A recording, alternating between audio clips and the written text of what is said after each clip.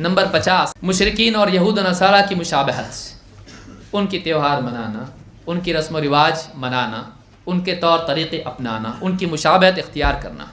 اللہ کے نبی صلی اللہ علیہ وسلم نے فرمایا لیس منا من تشبہ بغیرنا لا تشبہوا بالیہود ولا بالنصارى، وہ ہم میں سے نہیں جو ہمارے غیر کی مشابہت اختیار کریں۔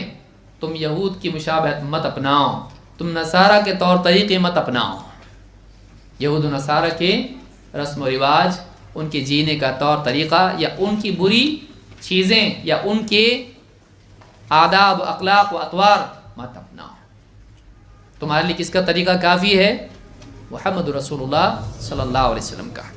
امام ترمذی نے اس حدیث کو نقل کیا ہے اور اس سے معلوم ہوتا ہے کہ آپ نے فرمایا وہ ہم میں سے نہیں جو ہمارے غیر کا طریقہ اپنائے۔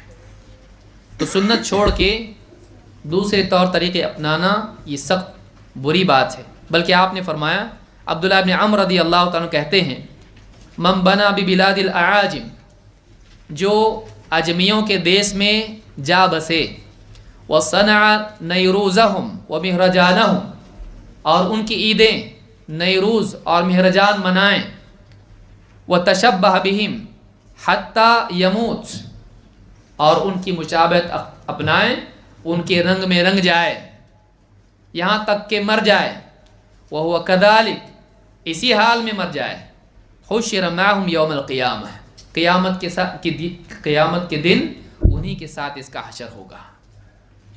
جو مشرکین کے ساتھ رہے، ان کے طور طریقے اپنائیں، ان کی عیدیں منائیں، یہاں تک کہ اسی حال میں اس کو موت آئے، ان جیسا بنے، جیسا دیس ویسا بھیس، ویسا بن جائے، اپنے دین کو چھوڑ دیں، ان کے طور طریقے اپنائیں، اسی حال میں مر جائیں، تو حشر کے دن، قیامت کے دن حشر میں انہی کے ساتھ جمع کیا جائے گا۔ بہت بچنا چاہیے اس چیز۔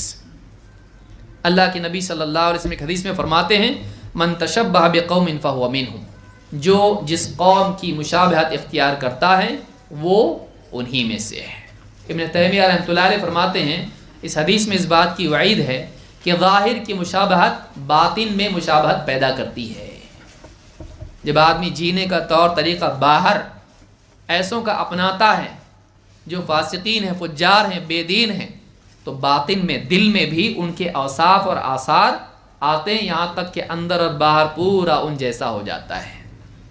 لہٰذا آدمی کو بہت بچنا چاہیے ان چیزوں سے اور سنت کی پیروی کرنا چاہیے۔ نبی اکرم صلی اللہ علیہ وسلم کا طریقہ ہمارے لیے کافی ہے۔ جو حدیث میں نے بیان کی امام ابو داؤد نے روایت کی ہے۔